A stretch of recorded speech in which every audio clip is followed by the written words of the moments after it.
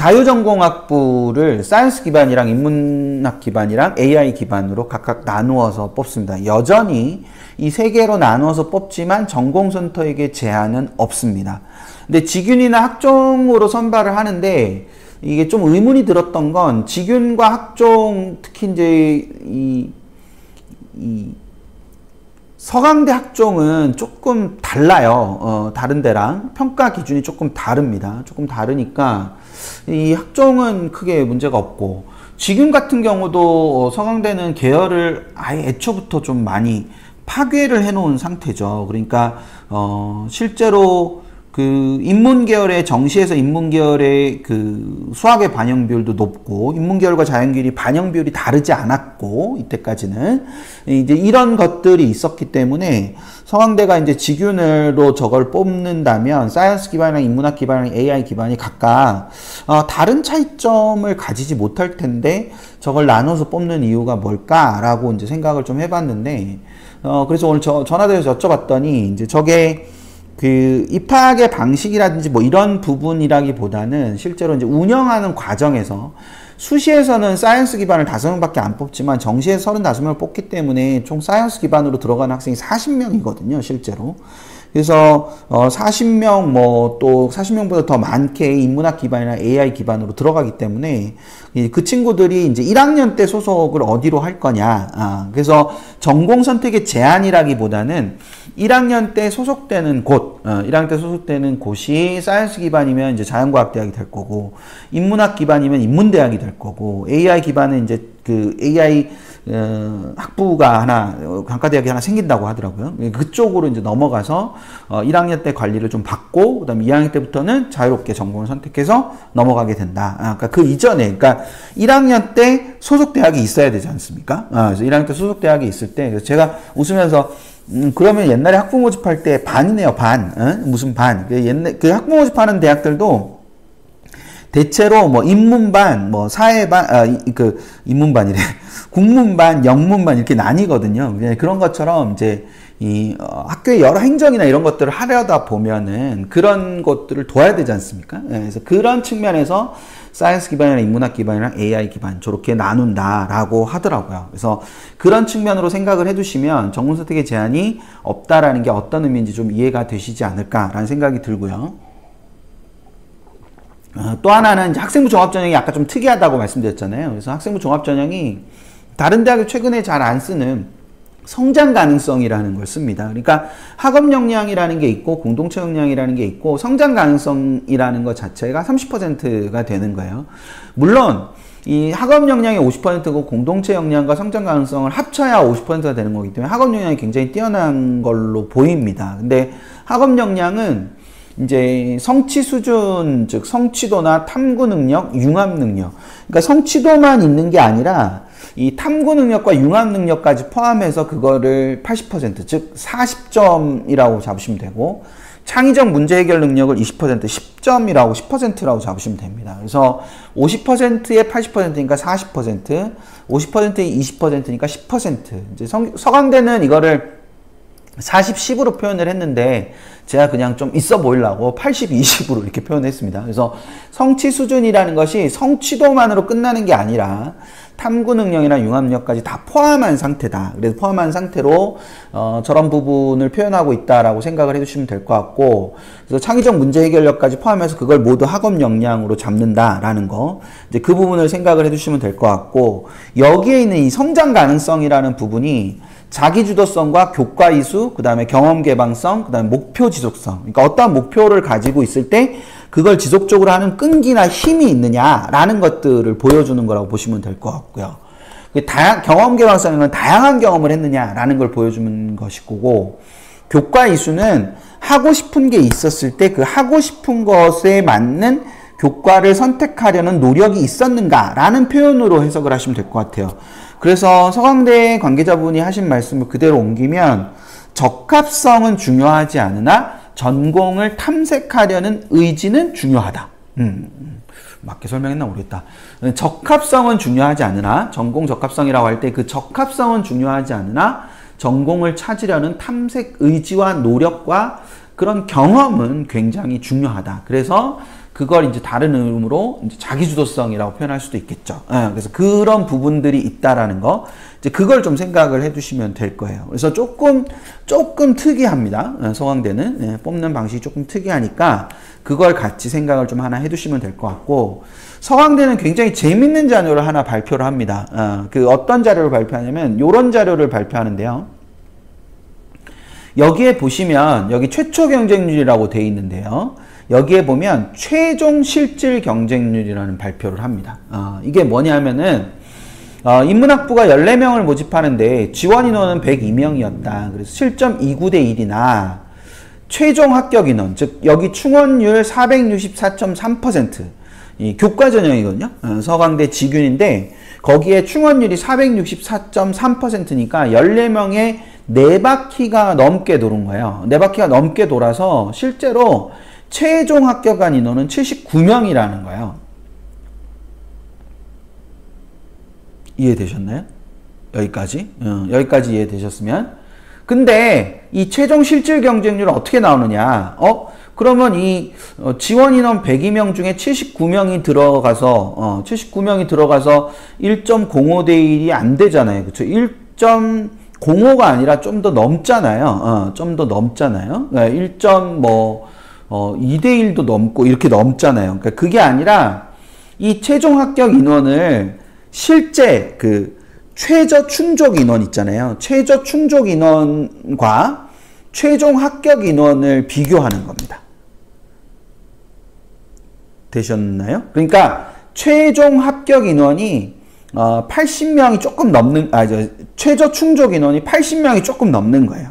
80명이 조금 넘는데 그 중에 79명이 합격을 했으니까, 추합까지 합격을 했으니까 최종 실질 경쟁률이 1.05대 1이다 라는 이런 지표를 보여줘요. 서강대 발표 자료에 보면. 그래서 실제로 보면은 교과 전형이 이런 모양대가 되는데, 최종 실질 경쟁률을 보면 이게 왜 이렇게 나오지? 조금 이따가 제가 다시 설명드릴게요. 요것만 먼저 한번 보세요. 최종 실질 경쟁률을 보면은 1.05대 1.02, 1.12, 2.75대 1, 1.01대 1. 그러니까 이게 굉장히 1대 1이거나 2대 1 정도 수준으로 머물죠. 그러니까 여기 화공생명 같은 경우는 16.45대 1이었으나 최종 실질 경쟁이 2.43대 1이다. 이렇게 되는 겁니다. 그래서 전체로 보면 8.80대 1이었는데 실제로는 1.47대 1로 떨어지더라 라는 거예요. 그러니까 서강대를 가는 게 굉장히 어렵진 않다라는 거를 서강대가 표현해 주고 있는 거라고 생각하시면 돼요. 일단 여기까지 이제 일단 되시면, 그러니까 최종 경쟁률에서 최종 실질 경쟁률, 그러니까 최초 경쟁률에서 최종 실질 경쟁률로 딱 떨어지는 순간 굉장한 수의 하락이 있다, 경쟁률의 하락이 있다라는 뜻이다. 뭐 이런 걸 생각하시면 되는데, 요게 완전히 이해가 안 되실 수 있어가지고, 요렇게 한번 가볼게요. 요렇게 제가 한번 설명을 한번 드려보겠습니다. 자, 요렇게 보면, 요렇게 4개, 제가 이제 7개의 모집 단위를 저기다 놨어요. 저게 최초의 이제 경쟁률 1이라고 되어 있는 거예요. 그러니까 예를 들면 영문학부다. 그러면 10명 모집에 59명이 지원을 했어요. 찾으셨어요? 10명 모집에 59명이 지원을 했어요. 5.9대 1이에요. 영문학부 보시는 거예요. 영문학부 보시면 저렇게 됐는데, 저기서 충족 인원을 계산을 하면 이제 각각 충족 인원이 계산이 돼요. 왜냐하면 이제 경쟁률을 거꾸로 하면, 충족률 인원을 계산을 하면 이렇게 계산이 됩니다.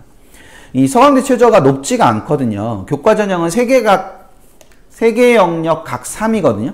그래서 아주 높은 수준이 아니에요, 서강대가. 그러니까 실제로 보시면 이 서강대 교과 전형의 최저 충족 가능 비율 자체가 22.1%, 인문계열로는 22.1%, 자연계열, 그러니까 과탐 기준으로는 26%입니다. 그래서 지난주에 봤던 경희대보다 조금 높아요. 경희대보다 조금 높고, 예를 들어서 중앙대가 19.8, 그 다음에 24.2%거든요. 그러니까 중앙대가 19.8, 24.2%인데 서강대가 상대적으로 아까 말씀드렸던 것처럼 22.1, 26. 그 다음에 성균관대 같은 경우는 14.8, 17.6이에요. 그래서 이렇게 돼 있기 때문에 결과적으로 좀 조금 서강대가 우리가 통상적으로 불리는 값에 비하면 요런 차이가 있는 거죠. 서강대가 3합6이 아닌데 서강대 교과 전형 말씀드리는 거잖아요. 교과 전형이니까 3개 각 3등급. 3개 각 3등급. 아닌가요? 아나스타시아님? 맞지 않나요? 예, 3개 각 3등급. 그쵸? 3개 각 3등급. 3개 각 3등급이기 때문에 약간 차이가 있죠. 그렇게 차이가 있습니다. 자, 그러면 여기에 지금 이 정도에 돼서 두 번째 경쟁률은 뭐냐면 요 모집 인원과 그러니까 영문학부 같은 경우 기준으로 예를 들면 이게 48명이지 않습니까? 48명인데 10명 모집에 최저를 이렇게 받았으니까 48명이 충족이 됐으니까 4.8대 1이죠. 정확히 말하면 4.8대 1입니다. 근데 여기서 추합이 영문은 37명이 됐어요. 그럼 37명이 됐으면 원래 최초합 10명에 37명이 추합이 됐으니까 합치면 47명이지 않습니까? 근데 47명인데 여기에 48명이 충족을 했으니까 1.02대 1이다 이거죠. 되셨어요? 1.02대 1. 요겁니다. 요거를 이해를 하셔야 돼요. 자, 다시요. 10명 모집에 59명이 지원을 했으나 충족은 48명만 했다. 최저 충족은. 그래서 4.79대 4.8대 1인데 추합을 37명을 했고 그 37명의 최초합 10명을 합치면 총 합격을 한 친구들은 47명이다 이거예요. 47명.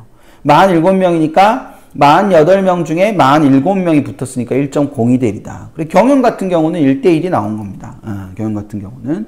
그래서 요게 이제 최종 경쟁률 3, 그러니까 최종 실질 경쟁률이라는 서강대 표현은 바로 저 맨 마지막에 있는 저걸 의미하는 거다라는 점, 그 부분을 생각을 해두시면 될 거예요.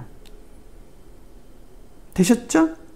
서강대가 좀 길었는데 여기까지 서강대까지 마무리됐습니다. 재밌잖아요. 요거 서강대 이렇게 발표를 해주기 때문에 이 서강대는 최종 실질 경쟁률을 해마다 발표해 왔습니다. 해마다 발표를 해왔고 저 부분이 계속돼 오던 흐름 중에 하나입니다. 계속돼 오던 흐름 중에 하나니까 그거를 생각을 해 두실 필요가 있어요. 그렇다고 해도 뭐 그리고 서강대 교과 전형이기 때문에 그 충원율이 아주 뭐 이렇게 떨어지진 않죠. 충원율이 아주 떨어지진 않습니다. 충원율이 꽤 높은 편이에요. 평균적으로 한 2바퀴 반? 뭐, 요 정도 도니까요. 2바퀴 반 정도 도니까, 평균적으로 따지면. 2바퀴 반 정도 도니까, 시스템 반도체 같은 경우는 이제 얼마 안 돌았죠. 4명밖에 안 돌았지만, 컴퓨터공학 같은 경우도 11명 모집에 39명이니까 3바퀴가 넘게 돈 거잖아요. 그쵸? 이게 교과 전형이기 때문에 그런 게 있습니다. 이제 뭐 성대가 높은 거는 이제 익히 알려져 있는 상황이지만 서강대가 실제로 생각보다는 충원율이 굉장히 높을 거예요. 물론 이제 성대는 더 높습니다. 성대는 이거보다 더 높은데 서강대도 꽤 높은 편에 속한다라는 거, 이제 그거를 하나 생각을 참고로 해두시면 되지 않을까 싶습니다. ST자유전공학부라고 해서 ST자유전공학부가 하나 생기고 그 다음에 그 밑에 이제 뭐가 생기냐면은 단과대학 자유전공학부가 생깁니다. 이게 말도 많고 탈은 모르겠다. 탈은 아직 모르겠고 말이 많은 ST 자유전공학부죠. 그리고 단과대학 자유전공학부가 신설이 되는데 ST 자유전공학부 그 다음에 창의융합대학 이 두 개를 제외하고 단과대학 자유전공학부는 전부 다 정시 모집. 그러니까 창의융합대학도 단과대학 자유전공학부인데 그거는 수시에 선발을 하고요. ST 자유전공학부도 수시에 선발을 합니다. 근데 그거를 빼고는 나머지는 전부 다 이렇게 뒤로 넘어가서 나중에 뒤에서 정시에서 선발을 합니다. 창의융합대학은 이 세 가지 인공지능 응용, 그 다음 지능형 반도체공, 그 다음에 미래에너지융합학과 이렇게 세 가지 모집 단위가 모여있는 곳이라고 생각하시면 되고요. ST자유전공학부는 수시는 논술만, 정시는 따로 뽑고 수시는 논술만 167명을 뽑습니다. 그래서 이게 이제 서울과학기술대도 그렇고 그 다음에 세종대도 그렇고 제가 이제 뭐 경희대도 일부 그런 게 있고 지난 시간에 잠깐 말씀을 드렸죠. 그래서 이게 ST자유전공학부가 수시 그 논술 전형이 총 187명인데 그 중에서 167명을 ST자유전공학부로만 뽑습니다. 그래서 나머지 19개 모집 단위로 20명을 뽑기 때문에 18개 모집 단위는 1명씩 논술을 전형으로 뽑고요. 그 다음에 뒤에 나오는 MSD만 이제 2명을 뽑습니다. 2명을 뽑고 나머지는 전부 다 1명씩 뽑고요. 그리고 ST자유전공학부만 167명을 뽑는 그런 조금 뭐 기형적인 상태가 됐지만 내년부터는 이제 그렇게 1명씩 안 뽑아도 되니까 올해는 1명씩 무조건 뽑아야 된다라고 해가지고 1명씩 뽑는 건데 그렇게 뽑습니다. ST자유전공학부로 갈 수 없는 학과는 조영대학 스포츠과학, 그 다음에 ITM 전공하고 MSD 전공, 요렇게 두 개. 이 ITM이랑 MSD는 왜 이제 이게 제외냐. ITM은 이제 산업경영하고 관련이 되는 거고, MSD는 이제 공학하고 좀 관련이 되는 건데, 이거 두 개가 영국대학하고 이제 학위를 동시에 따요. 영국대학하고 학위를 동시에 따기 때문에 그쪽에서 양해를 해주지 않으면 여기로 자전으로 여기를 인원을 보낼 수가 없는 거죠. ITM이랑 MSD가.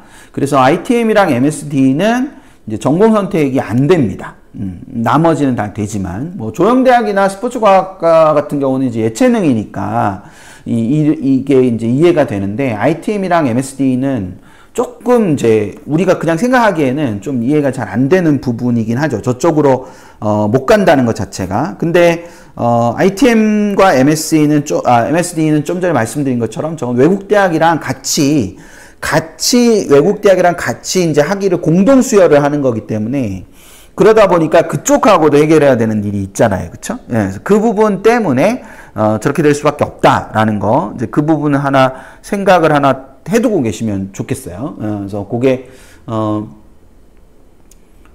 며칠 전에 뵀는데 되게 간곡하게 말씀하시더라고요. 그래서 이제 며칠 전에 뵈가지고 제가 왜 저기를 못 가게 하면 결과적으로는 이제 특히 MSD 같은 경우는 항상 그 서울과기대의 맨 윗단에 존재하는 학과거든요. 근데 MSD가 맨 윗단에 존재하는 학과인데 거기를 못 간다고 하면 당연히 이 학생들이 그쪽으로 자전 쪽으로 가는 거를 꺼리지 않겠냐 이렇게 여쭤봤더니 이제 그거를 그런 부작용이라든지 그런 문제점을 인지는 하고 계시나 그게 이제 급하게 이제 좀 자전이 되다 보니까 영국대학하고 협의가 충분히 안 돼 있는 걸로 보입니다.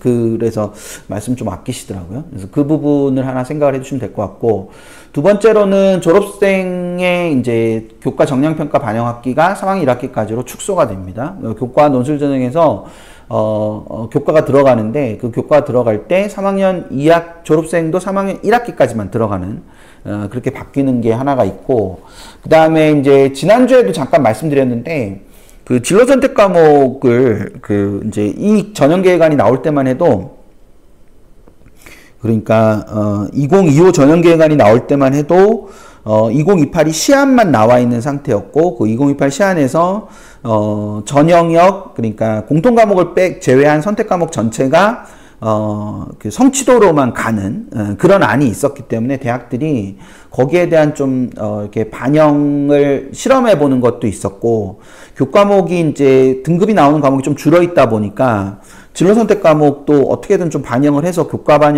영역에서 교과 전형에서 뭔가 좀 승부를 봐야 되겠다 이런 생각들을 좀 많이 하셨던 것 같아요. 그러다 보니까 이 진로 선택 과목의 반영을 확대하는 대학들이 굉장히 2025에 되게 많았습니다. 그래서 진로 선택 과목의 반영이 확대가 되면서 상위 세 과목에서 전 과목으로 이렇게 옮겨가는, 그래서 각각 보면은 자연은 국수형과 인문은 국수형 4한 한국사까지 그 다음에 건축학은 국수형 사과 한, 저게 이제 반영교과거든요.